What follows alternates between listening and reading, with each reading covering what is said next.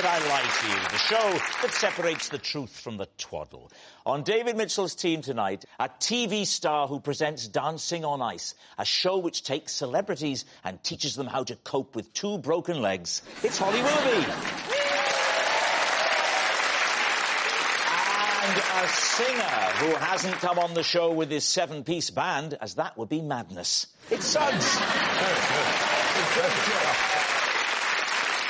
And on Lee Mack's team tonight, a legendary comedian who used to be a solicitor. He still charges by the minute, so we better crack on. It's Bob Mortimer.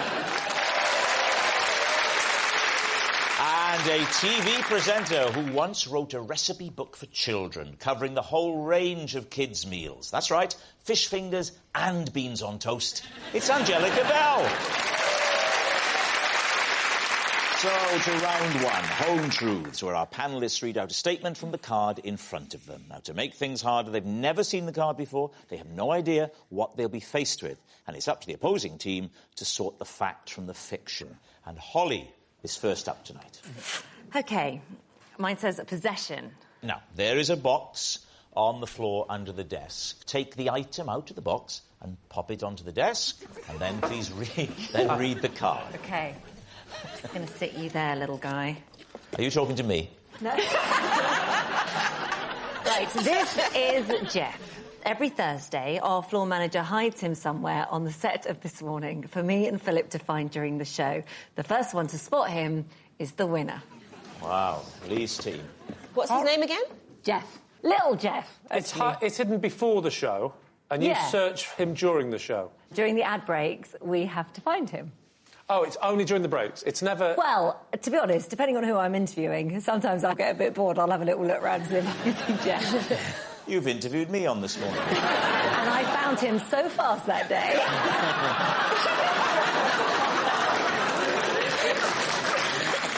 So who finds him the most? You or Philip? It's pretty even Stevens. We've been doing it for so long. And actually, I mean, I've been there 12 years, and little Jeff is a lot older than that. Can we have a look at little Jeff? Yes. Let little Rob take little Jeff over there. I'll say this. I look huge next to Jeff. Hold it. Wow. Jeff is a very disturbing-looking dog. Yeah. I know. Jeff is the kind of thing you'd see in a horror film. Yeah. Can you face Jeff towards us? Ooh, Jeff's horrible. Where's the most obscure place you found Jeff? Well, once... That's a question that you need context. The longest Jeff has gone missing was for 2 weeks. And we couldn't find Jeff... On set? We couldn't find Jeff anywhere. And there was a teapot on the shelves, and Jeff was squished inside the teapot. But the thing is, there must be times when you've accidentally found him whilst you're on air. Never. Never cropped up? Jeff has never, ever made it on air. In fact, I had to get special sort of dispensation to get Jeff on telly today because he's a real This Morning... Oh, he's not exclusive to ITV? No. Holly, whenever I've been in that studio, there's hardly anything in there apart from where the presenters are. Yeah. It's just a bare, barren studio for the cameras to fall apart. No, there is loads in there. Well, not when I've been on it. Maybe they think I'm going to steal things. It's a good quite a lot point. of places. There's loads of shelves, name there's some... windows... I don't know that there's 12 years worth of places. Well, there's lots of different cushions. There are repeat offenders, you know, Yeah, I mean, to be fair, places. we haven't got 15 years of guests. Sometimes we have to keep bringing people back. OK, so what are you going to say, then? Angellica? I think it could be true. I've got the killer question, and I know the answer to this. Who is the most delighted when they find it, you or Philip? Me. I thought that is true, then. Because you look like the kind of person... Yes! Where Philip would just sort of go, whatever. I've got second-hand cars to sell.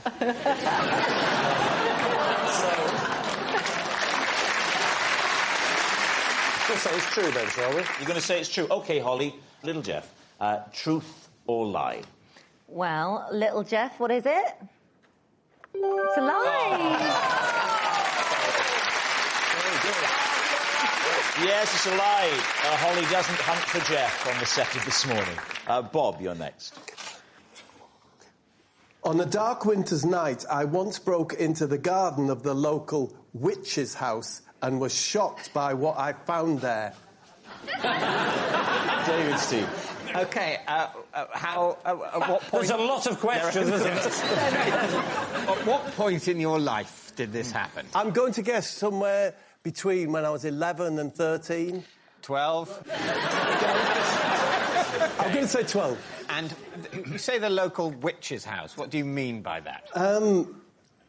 I mean, this is a very distant memory now. OK. It was the house, not very far from me, where all the kids said that the witch lived. And who did live there? I don't know their name. Right. I'll call them Mary Candles. It had hedges at the front, you know, it's like uncut hedges, a front gate covered with hedging, and it said on the front gate, it said simply the words, "No thanks." No, really? So that's quite creepy, isn't it? Can I ask you a question? You started that with saying you were shocked by what you saw there. Yeah. Yes. Shocked by what I found there. What did you find there? I'm not comfortable with telling you that just yet. Sorry, I'm not. This is going so far, it's got to be a lie, isn't it? Let me just say, it does not have to be a lie. Whatever he says, however absurd, it could still be true. However plausible, it could still be a lie. Essentially, what we are doing for this section is entirely futile. We will talk for a bit, then we will guess, then it will be over.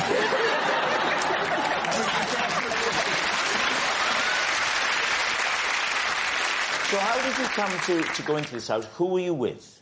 I was with, what's he called? I was with Ken Numbers. I changed it, yeah. Ronnie Calculator's son. The vibe is, it's very unkempt, it's the gardening, because as we all know, Lee, yeah, witches hate gardening, wizards hate plumbing. Right? So we knew it was a female residence. Right. So you've never seen Mary Candles, but you're only speculating it must be a witch rather than a wizard because it was an unkempt garden with no sign of deficient plumbing.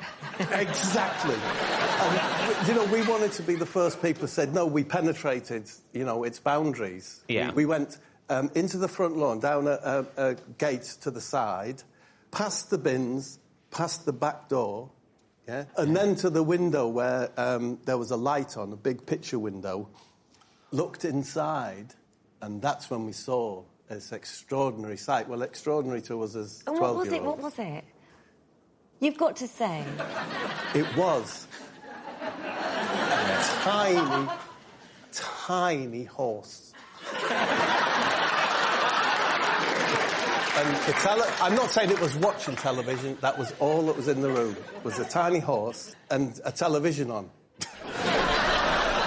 I did get in the house. You got in the house? Yes, Mrs. Candles came out. Right. Oh. Yes, and she said to me, "You're one of the Mortimer boys, aren't you?" Were you? Yeah. So Ken said. And she said, "Would you like to come in and see the horse?" And she took us in, and it stank of paraffin. It was hot. That's horse? Hot. No, that was on the house. I think the horse stunk of paraffin. The horse did stink, actually. Did he? Yeah. Of? Meat, hot meat. As we were looking at the horse, I always remember this, she came in, and she had a toilet seat in her hand. And she said, "If I give you some money, do you think you could get rid of this for me?" What did you do with it? Just threw it on our way home, just threw it somewhere else, I imagine. Did she say what the horse's name was? Max. Yes. You'd have thought minimum. All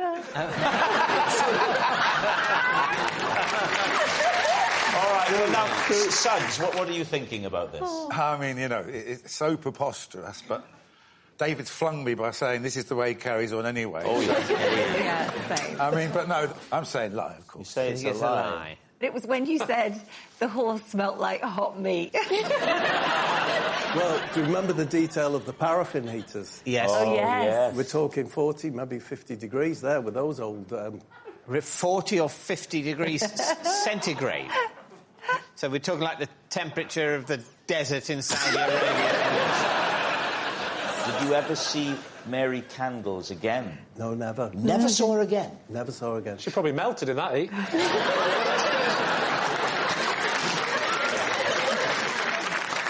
right, what are you going to say then, David? Do we think lie? I think it's a lie. I think it's a lie. I think it is a lie. All right, they're saying it's a lie. Now, we should bear in mind that when it comes to Bob, David has a very poor track record. Let's see if he can be better tonight. Bob, truth or lie? I was telling the truth.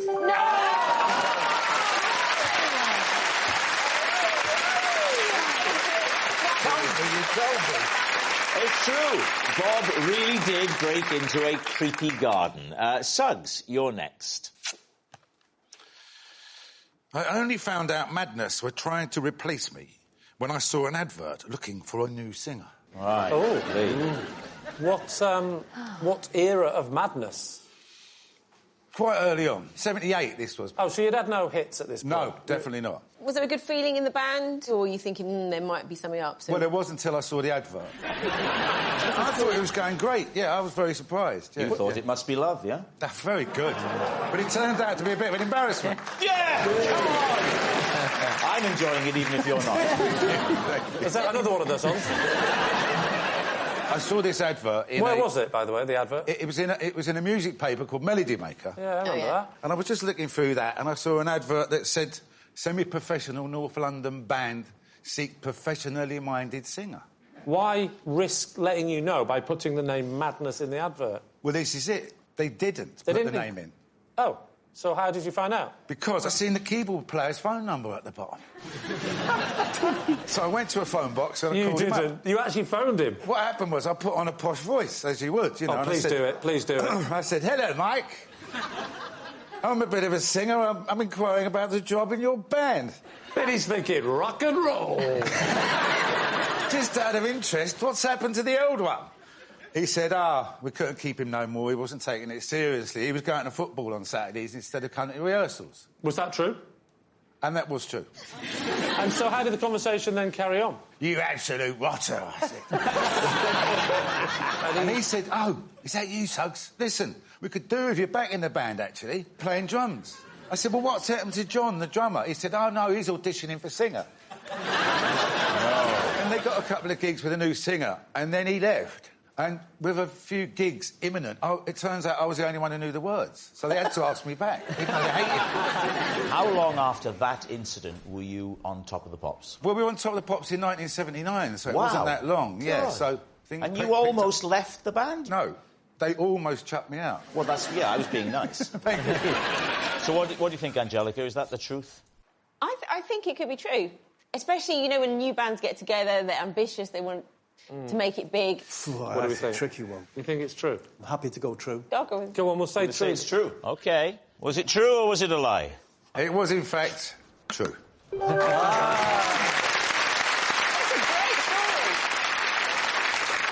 Our next round is called This Is My, where we bring on a mystery guest who has a close connection to one of our panellists. This week, each of Lee's team will claim it's them that has the genuine connection to the guest. It's up to David's team to spot who's telling the truth. So please welcome this week's special guest, Mario. So,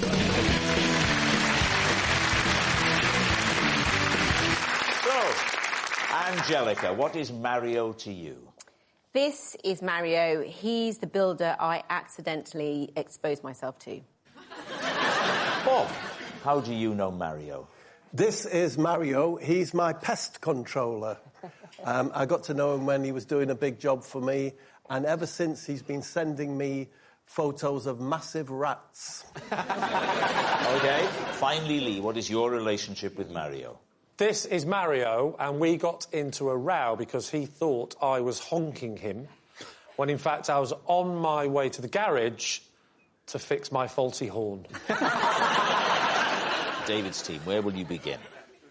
Angellica, so you accidentally exposed yourself to Mario, is that right? So, moved into the house, and it needed lots of work doing. Yeah. The builders were in different parts of the house. So it's one of those things where if you had to have a bath or a shower, you had to take everything with you. So have it, and I came out of the bath and I forgot my towel. So peeked out of the bathroom, thought the coast is clear, ran into the bedroom, and I thought, phew, I made it. Yeah. And Mario was standing in there. Oh, no. Also naked.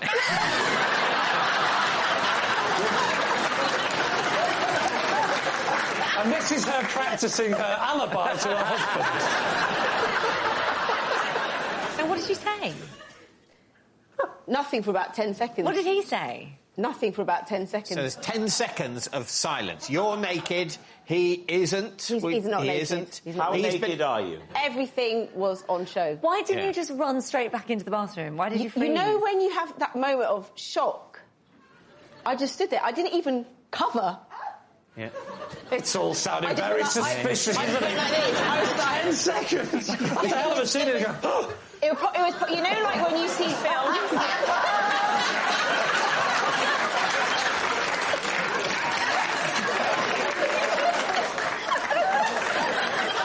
That's 10 seconds. That's quite... It's quite a long time. So what happened? I think I walked slowly out. You walked up, you haven't got the towel. Because what... What are you going to do? You walk straight out and what, then go down to the builder and say, he's seen it, you might as well.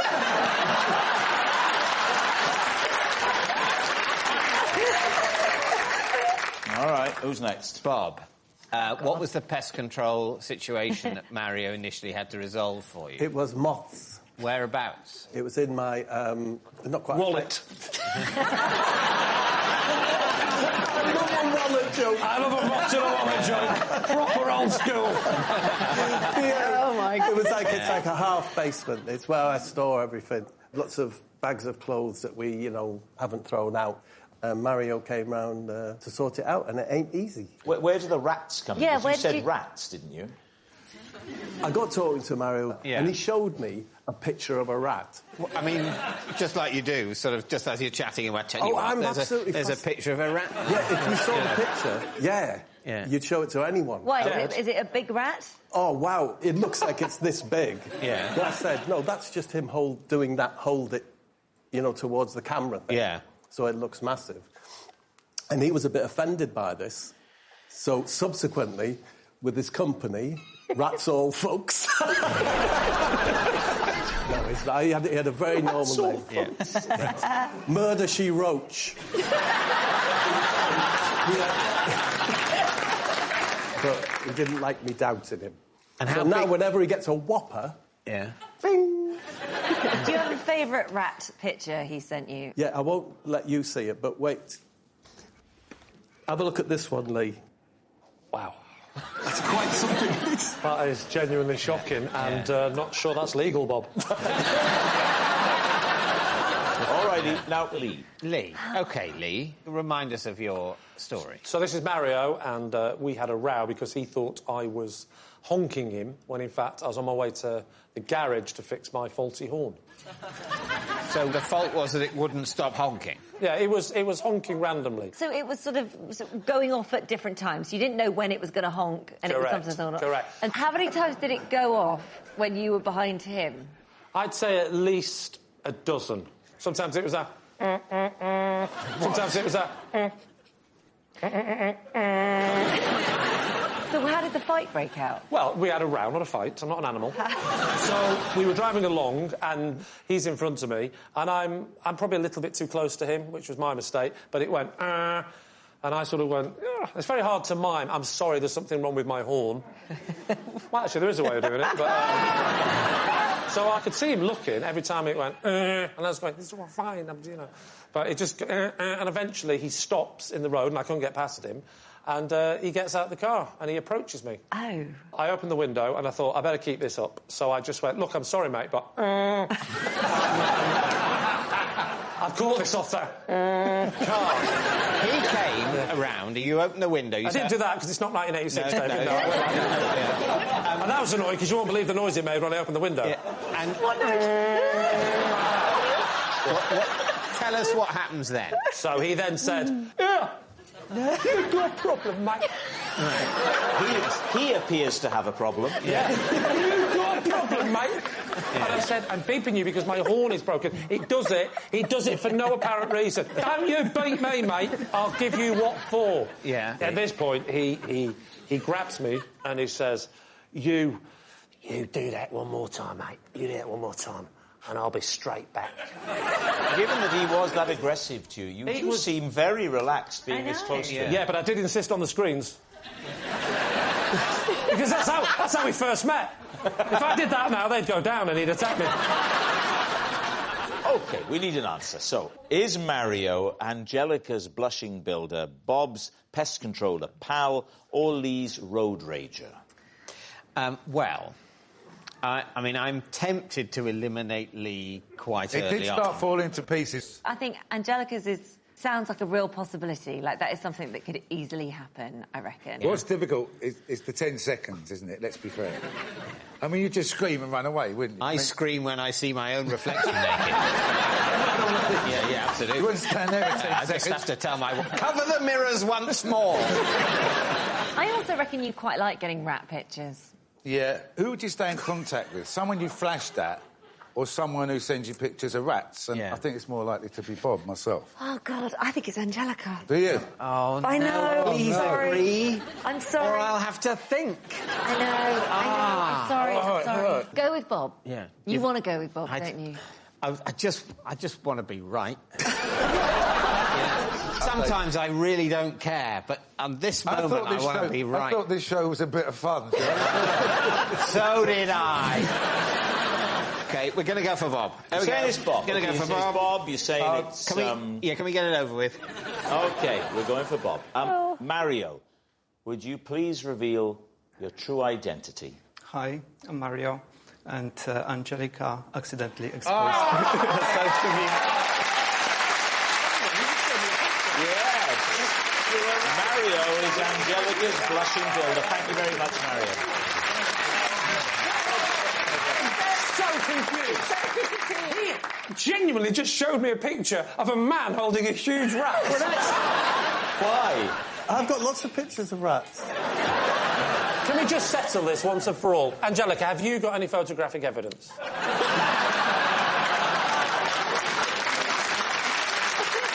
Which brings us to our final round, quick-fire lies. And we start with... It's David. To keep things exciting at home, every time I fill our tin with normal tea bags, I slip in one Earl Grey, knowing it could surprise me at any time. Please, Steve. Oh, it's for your own interest, not for the surprise of your wife. Well, it could... I mean, she could be surprised by it also. Do you put a normal tea bag in with the Earl Grey and let it brew, or is it in No, it's in the tin of tea bags. In the tin? I OK. fill the tin of tea bags with normal tea bags, but with one Earl Grey tea bag in the mix. Give it a little bit of a... This is David's version of an adrenaline sport. It's not for the flavour. Oh. It's for the surprise element. That's it? Yeah, it's as dull as it sounds. That's it. What you've got to remember is I'm quite an uninteresting person, and I've been doing this programme since 2006. So, you know, this is all we've got now. Now, the question is when you sip it and it's Earl Grey, is it a pleasant surprise or, damn? Because you obviously don't like it, otherwise you'd be drinking it all. No, absolutely. Do you know what I think overall, and I'm sorry to make this even more boring than it is already, but overall... Is it possible? Yeah. Overall... It is a neutral experience, because I don't like the Earl Grey tea as much, and yet the surprise element brings it up to the same level as a normal cup of tea. 80 bags, box of Earl Grey. You could probably work it out, Lee. Is that 80 weeks that you'll have to have that box of Earl Grey? How many cups of tea are you drinking a day? Oh, I mean, loads. 5 to 8. So 5 to 8. So he's getting through a box of tea bags every 10 days. Every 10 days. It takes a long time to get through a box of Earl Grey, although sometimes... The Earl Grey's, hang on, the Earl Grey's almost 3 years old. By the time you've got to the last Earl Grey. And at no point, when you put that... When you get after... You're interested now, aren't you? The sheer age of it. I'm 3 interested years old, David. Because at the end, when you put your last Earl Grey in, and that box is empty, where most normal people would then go, that's probably enough. Yeah. You'll go, I think I'll go again. For a whole new 3-year cycle. It's a 3-year commitment each time. The thing you have to remember, sometimes people come round to the house, and if you could believe that, you'll believe anything. Yeah. But they don't ever leave. And ask for Earl Grey. Yeah, then I'm just willing to take one from the Earl Grey box. But what if you've run out and it was your final one in the thing? Oh, my God! disaster! It's never happened. But obviously, what a frantic and exciting scene. You say you're welcome to an Earl Grey, but you may have to have 80... You must have 80 cups of tea to find it. No, you're not going to! They're tied to the radiator in the cellar. Let us go!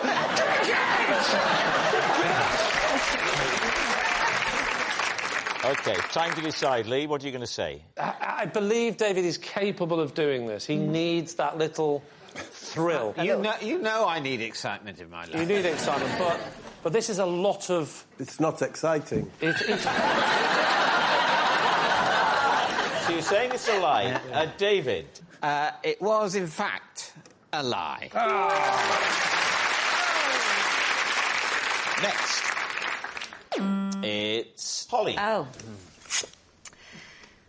Even though I could see the DVD on the shelf, I once paid $6.99 to rent a movie because I couldn't be bothered to get off the sofa. Oh, dear. Right. Lee's team. What was the DVD, Holly? It was 50 Shades of Grey. No! Yeah, it was. I've seen 50 Shades of Grey. Isn't that the one with the plumber and Angellica? Yes. That is. Oh, no. I appear to have done it again. I must run immediately.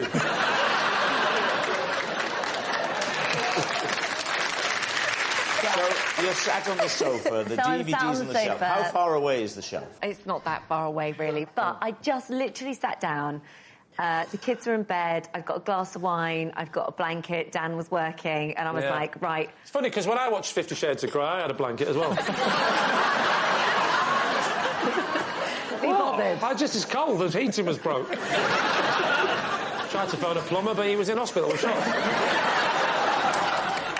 I couldn't be bothered to get it. And also the other thing, that it was like a double whammy of not being bothered, because A, it was over there, and B, our DVD player is kind of in like a hub thing a bit further up, so it's not just as simple as getting the DVD. Walk in. I've got to go up the stairs. Yeah. The kids are upstairs. I've got to put it in there. Oh, and listen, I just thought... don't worry. It sounds brutal. Especially for you. You're working upwards of 2 hours a day. You must be exhausted.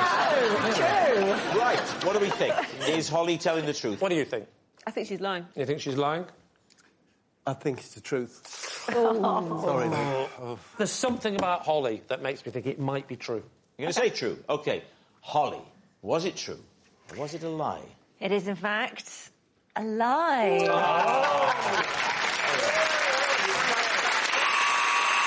It's the end of the show, and I can reveal that Lee's team has won by 4 points to 2.